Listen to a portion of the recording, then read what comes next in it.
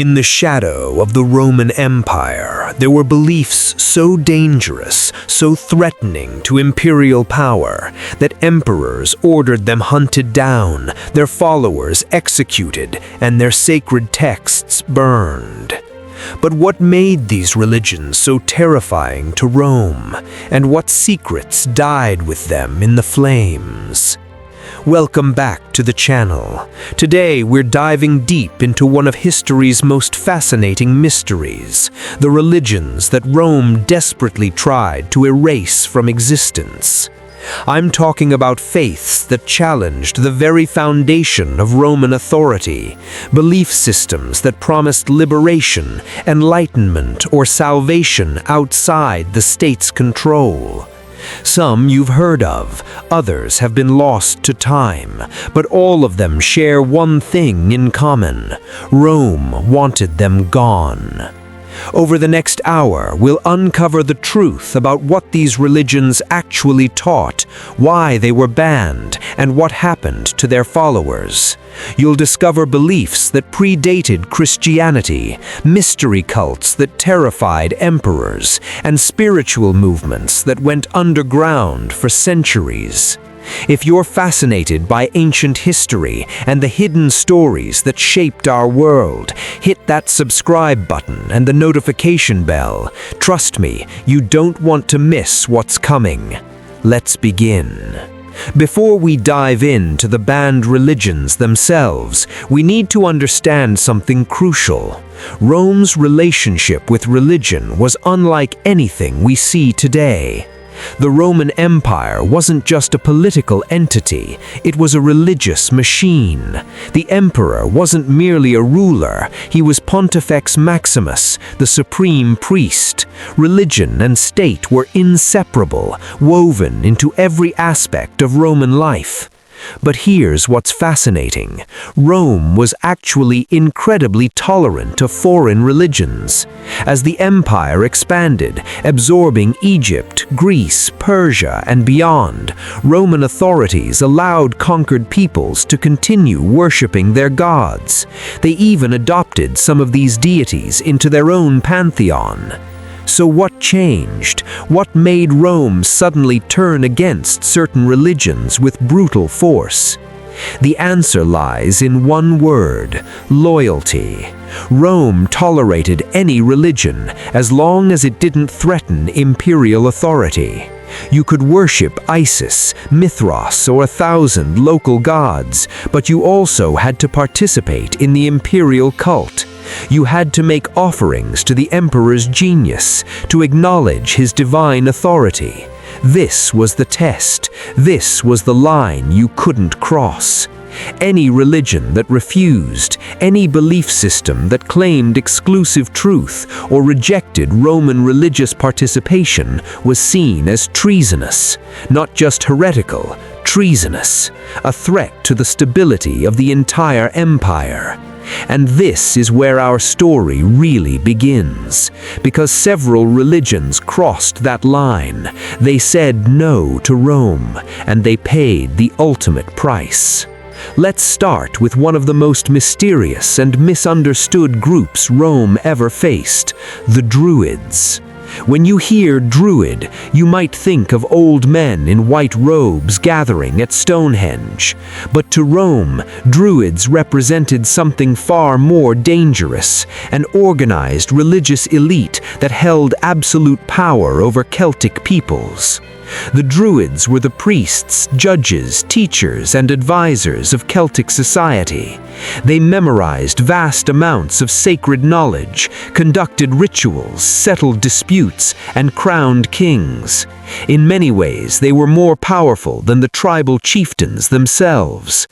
Ancient sources tell us that Druidic training took 20 years of oral tradition, learning astronomy, philosophy, theology, and sacred law. They refused to write their teachings down, believing that written words weakened memory and diluted sacred power. Their ceremonies took place in sacred groves, often centered around oak trees. They believed certain plants like mistletoe held divine power. They read omens in the flight of birds and the patterns of smoke. But here's what made Rome nervous. The Druids were the glue holding Celtic resistance together. When Rome invaded Gaul and Britain, they weren't just fighting scattered tribes, they were fighting a unified cultural identity, and the Druids were their priests and generals. Julius Caesar wrote about them extensively. He respected their intellect, but feared their authority. Then came the bans. Emperor Tiberius outlawed Druidism around 20 CE. Claudius went further, actively suppressing their practices. Why? Several reasons converged. First, human sacrifice. Roman sources, probably exaggerated, claimed Druids burned people alive in wicker structures as offerings to their gods. Whether this was true or Roman propaganda, it gave authorities a moral justification. Second, political power. As long as Druids existed, Celtic peoples had an alternative source of authority outside Roman control. Third, the mystery itself.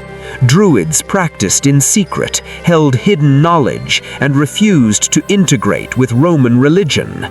This opacity made Roman authorities deeply uncomfortable. The persecution peaked in 60 CE on the island of Anglesey, off the coast of Wales. According to Tacitus, Roman general Suetonius Paulin led a brutal assault on the Druidic stronghold there. Picture this: Roman legions crossing to the island, facing Druid priests standing among the sacred groves, cursing the invaders. Women in black robes running through the trees, shrieking prophecies. The Druids believed their gods would protect them. They were wrong. The Romans cut down the sacred groves. They burned the oak sanctuaries. They slaughtered the priests and priestesses, and they destroyed the center of Druidic power in Britain. But here's the mystery that remains. We still don't know exactly what the Druids taught. Their refusal to write anything down means their theology, their cosmology, their sacred secrets died with them. We have fragments, references in Roman and later Irish texts. We know they believed in reincarnation, in a complex otherworld, in sacred kingship. But the details, lost forever. The Druids were Rome's first major religious suppression in the West, but they wouldn't be the last. Now let's turn to something unexpected, a religion banned not because it was foreign, but because it got too popular. The cult of Bacchus, or Dionysus in Greek, wasn't originally Roman, but it had been absorbed into Roman religion for centuries. Dionysus was the god of wine, ecstasy, liberation, and transformation. His worship involved music, dancing, drinking, and altered states of consciousness. For most of Roman history, this was fine. Controlled, state-sanctioned festivals honoring Bacchus happened regularly. But then something changed. Around 200 BCE, a new form of Dionysian worship swept through Italy, the Bacchanalia. These weren't the public festivals Rome was used to. These were secret, nocturnal gatherings, initiated by a priestess from Campania. Men and women gathered in woods and private homes, performing ecstatic rituals that broke down social hierarchies. And this is where Rome got scared. In 186 BCE, the Senate issued the Senatus Consultum de Bacchanalibus, one of ancient history's most famous religious prohibitions. We actually have a bronze copy of this decree, discovered in southern Italy. But what triggered such a drastic response? According to Livy, a whistleblower came forward, a young man who'd been initiated into the mysteries.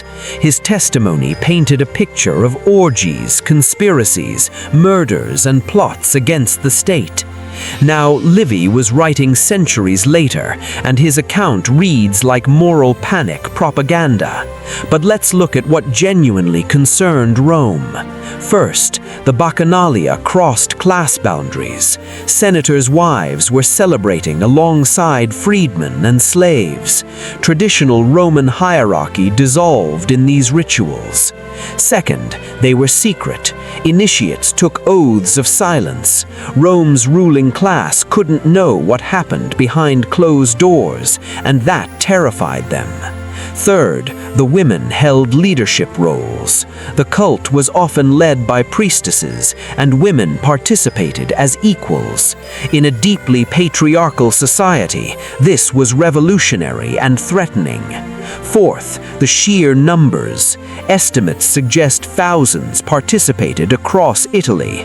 This wasn't a fringe movement, it was mass participation in something beyond state control. The Senate's response was swift and brutal. The decree ordered all Bacchanalian gatherings to cease immediately, shrines to be destroyed,